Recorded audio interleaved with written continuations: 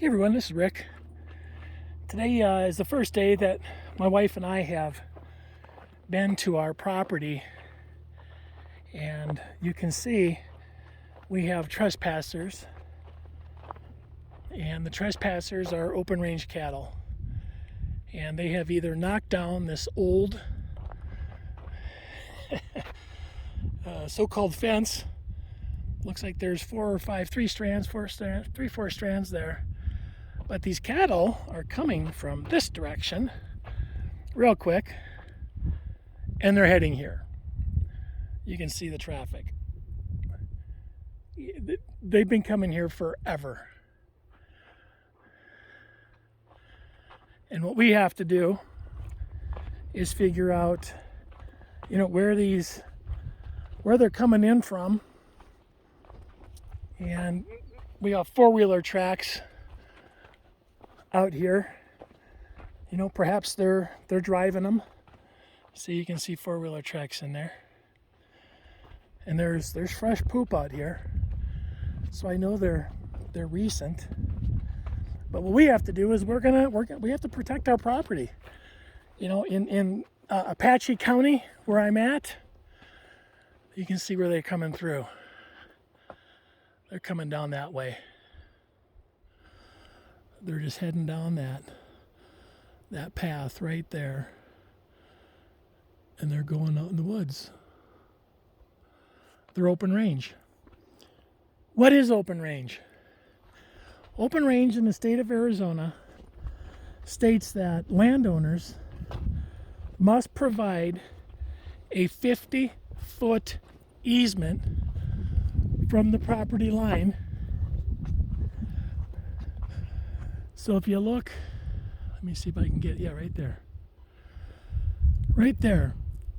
That's very close to our property line, within a foot or two. And if you go right over there, you see that stake? Oh, maybe I can go like this. I don't know where it's at. Anyway, there's a stake right there. I think you can see it. That's our property line. So we have to go in 50 feet. So I'll tape it off because we want to make sure that we comply. Because if we build a fence and it's on the easement, technically, I'm not sure if anybody would do this, but technically, they can enter the property. So you create these little makeshift gates and doors and pathways for the cattle drivers to come out. So this corner represents going this way, and then this corner fence line, you can see it represents that way. Any 50 feet this way is the open range. So let's just go up here real quick and see if I can show you a stake. Pretty sure there's one around here. Show you a stake where, a 50-foot setback is. Nice little pine. But right up there around those trees is the 50-foot mark. There's stakes and markers all up in there. I've walked that whole side of the property. In fact, there's one right there.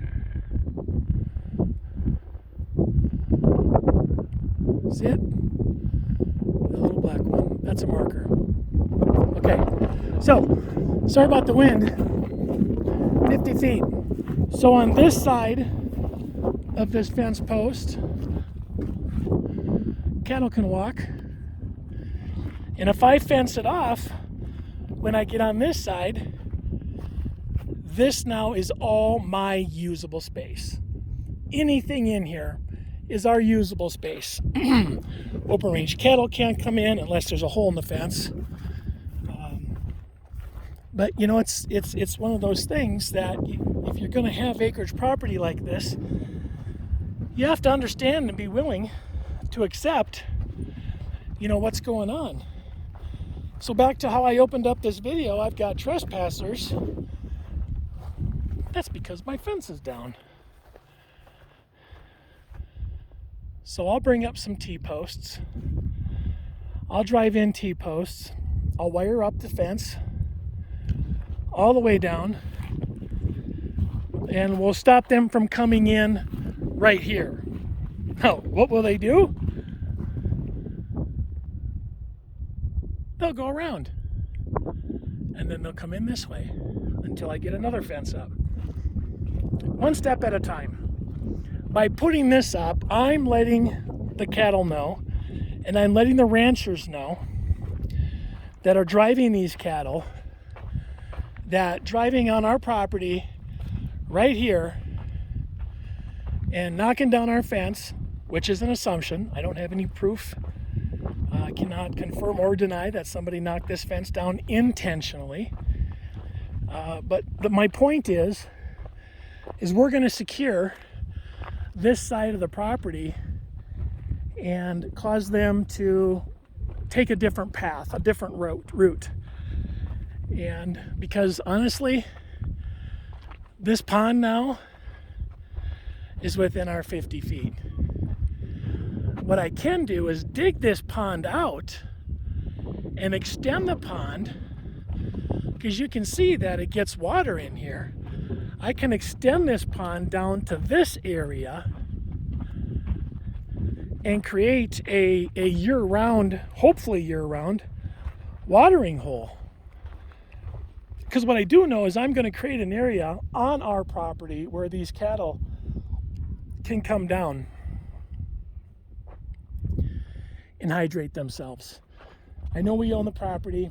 Some of you are probably out there thinking, Rick, it's your property. Why the heck would you let somebody come in there and tromp around on it? Well, we love animals. And these cows and these cattle have been coming here for generations. And what we're going to do is create an ecosystem where we can both thrive. They accomplish their goals. I accomplish my goals. And one of my goals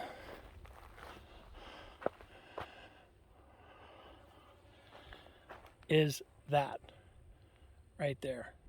I need more cattle mucking up my muck, pooping on our ground, bringing fertilizer, eating the grasses, which causes more growth. Cows in an ecosystem are fantastic. In this ecosystem, cows in a major Texas cattle plot where there's nothing to do and all they do is poop and have methane gases going on, whatever kind of gases those are, that's not real healthy for the soil and or our oxygen, our air supply.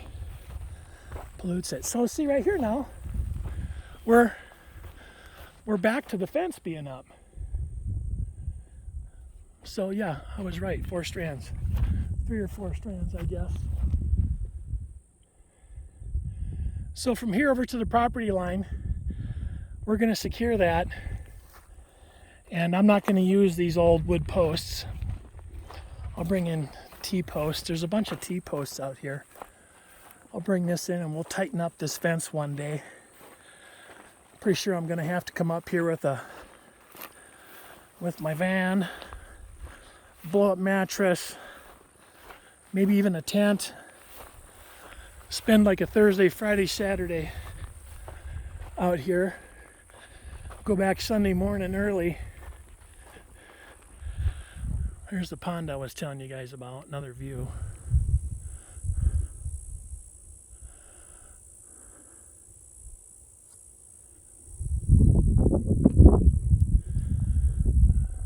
That's all I got right now. Thanks for hanging out with me today. We are going to tighten up this fence and slowly but surely start getting our way out here and working on projects and getting to the point where 3 years I want to be up here full time creating content and working remote and creating curriculum and content to help people understand what's ahead of us and how to help people thrive. All right, everybody, take care. Have yourself a great day. Arizona Urban Farms up in Apache, Arizona. Apache County, Arizona, checking out our new property. God bless you all. Take care and have a wonderful day.